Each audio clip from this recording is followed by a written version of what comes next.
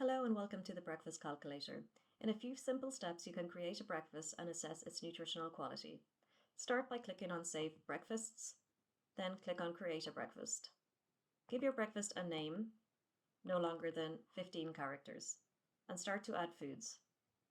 You can search for foods within all foods groups or within predefined food groups. Enter the name of the food that you are looking for or a search term associated with it.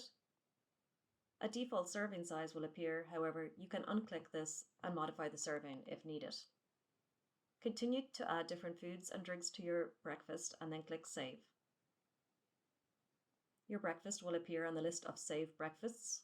You can delete or modify the breakfast. You also can see the different foods within the breakfast and the nutritional composition. There are also options to export this data. To analyze your breakfast, go to Analysis. You can analyze up to 3 breakfasts at a time. The default NRV set is Codex. However, there is an option to import a new NRV set here. Click on New, modify this table, and upload the new dataset. It will also then appear on this list. On the left-hand side, you will see the different results that are available. You will see the overall breakfast quality score, the sub-scores within the breakfast quality score.